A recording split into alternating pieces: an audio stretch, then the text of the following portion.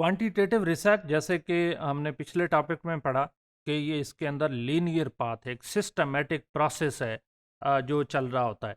और जब भी हम कोई रिसर्च करते हैं तो सबसे पहले क्वांटिटेटिव रिसर्च में टॉपिक सिलेक्शन होती है। मैं यहाँ वजाहत करता चलूँ, क्वालिटेटिव रिसर्च में सिर्फ इशू होता है आपके पास या ब्रॉडर रिसर्च क्वेश्चन होता है, जबकि क्वांटिटेटिव रिसर्च में precise research question and determined objectives होते हैं। क्वालिटेटिव रिसर्च में नॉर्मली एक ही ऑब्जेक्टिव होता है, ये ब्रॉडर रिसर्च क्वेश्चन होता है। जो क्वांटिटेटिव रिसर्च है उसमें एक से ज़्यादा ऑब्जेक्टिव्स होते हैं।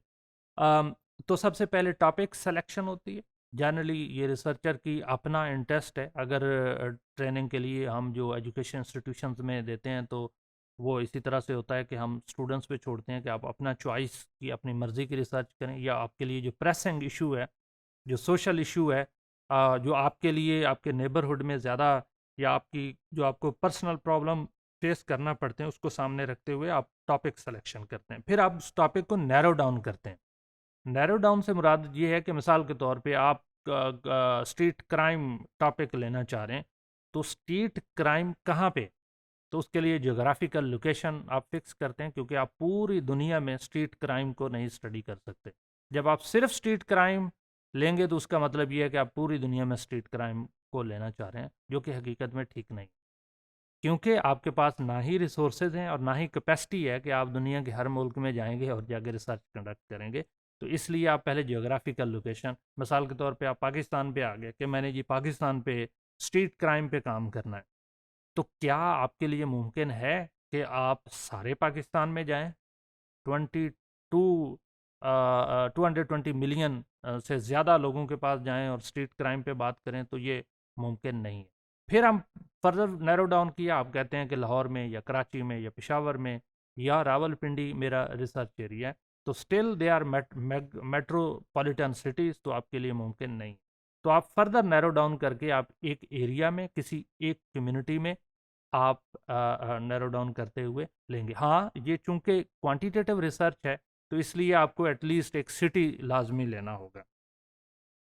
फिर एक और तरीके से भी अपने टॉपिक को नैरो डाउन करते हैं, वो लिटरेचर रिव्यू है कि मिसाल के तौर पे पाकिस्तान में कहाँ कहाँ इस पे काम हुआ है, लाहौर के अंदर क्या काम है, कराची के अंदर क्या हुआ है, पेशावर के अंदर किस तरह का काम हुआ है, क्या पब्लिश्ड है, क्या अनपब्लिश्ड है, गवर्नमेंट रिपोर्ट्स क्या कहती हैं, नॉन गवर्नमेंटल ऑर्गेनाइजेशंस की रिपोर्ट्स क्या करती हैं, यूएन रिपोर्ट्स क्या कहती हैं अबाउट स्ट्रीट क्राइम।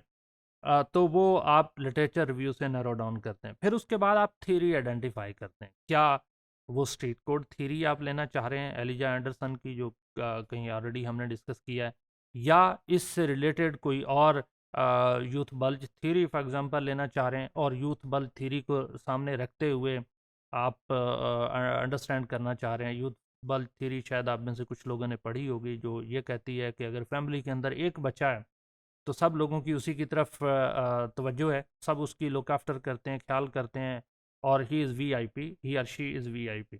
लेकिन जब दूसरा बच्चा आता है तो वालदैन की तवज्जो बंटना शुरू हो जाती है, और इसका मतलब ये है कि उनके दरमियान में, यानी दोनों भाई बहन या दोनों भाइयों के दरमियान में या दोनों बहनों के दरमियान में एक हॉस्टैलिटी, रिफ्ट आना शुरू हो जाती है कि पहले तो मुझे तवज्जो मिलती थी, अब ये दूसरे को भी मिलना शुरू हो गई है, मुझे कम तवज्जो हो गई है। तो डेप्रीवेशन फील करते हैं, और जैसे जैसे बच्चे बढ़ते जाते हैं तो वो एक दूसरे के साथ डेप्रीवेशन फील करते हैं और लड़ाई झगड़ा करते हैं। अगर ये हम यूथ वाल थ्योरी सामने रखें तो पाकिस्तान में आपको पता ही है कि किस तरह की वायलेंस टेंडेंसीज इंक्रीज हो रही हैं, तो फिर ये एक थ्योरी हो सकती है। फिर आप कॉन्सेप्चुलाइजेशन एंड ऑपरेशनलाइजेशन करते हैं। वो क्या है कॉन्सेप्चुलाइजेशन? कि आपसे आपसे मुराद यूथ क्या है। एक यूएन की डेफिनेशन है और एक पाकिस्तान की डेफिनेशन है, एक ग्लोबल डेफिनेशन है। मिसरन बहुत सारी जो डेफिनेशन है वो ये कहती हैं कि 19 ईयर्स टू 25 यूथ है। कुछ डेफिनेशंस कहती हैं कि 19 to 29 years of age youth है। तो आपने उसको कंसेप्चुलाइज करना है कि ये कॉन्सेप्ट है ओवरऑल। फिर ऑपरेशनलाइजेशन में आपने बताना है कि यूथ की डेफिनेशन से मुराद आपकी क्या डेफिनेशन है। क्या आप 19 टू 24 ईयर्स ले रहे हैं, या 25 ईयर्स ऑफ एज ले रहे हैं, या 30 तक ले रहे हैं, या लेस देन 30 ले रहे हैं? तो ये आपकी क्या डेफिनेशन है। या हो सकता है कि आप 19 की बजाय 18 से शुरू करें, तो ये रिसर्च के अंदर के लिटरेचर के अंदर ऑलरेडी डॉक्यूमेंटेशन में डेफिनेशन यूथ की क्या है और आप किस तरह से लेना चाह रहे हैं।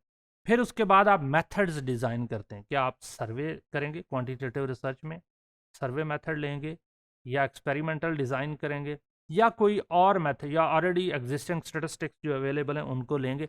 और फिर उसके बाद आप डिस्कशन के आपकी रिसर्च में क्या क्या इम्पोर्टेंट है, ऑलरेडी लिटरेचर में क्या हो चुका है, ऑलरेडी थ्योरी में क्या अजम्पशंस थी और आपकी यूनिक फाइंडिंग्स क्या थी, और इन तीनों के दरमियान इंटरप्ले क्या है।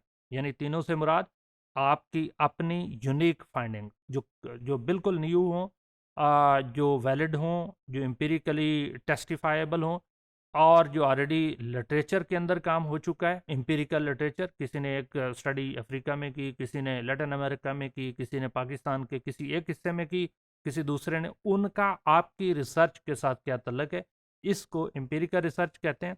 और दूसरा फिर उसका थ्योरी के साथ क्या तल्लक है, क्या वो थ्योरी को एक्सेप्ट कर रही है, क्या वो थ्योरी को पार्शली एक्सेप्ट कर रही है और पार्शली रिजेक्ट कर रही है, या कंप्लीटली थ्योरी को रिजेक्ट करके एक नई थ्योरी दे रही है।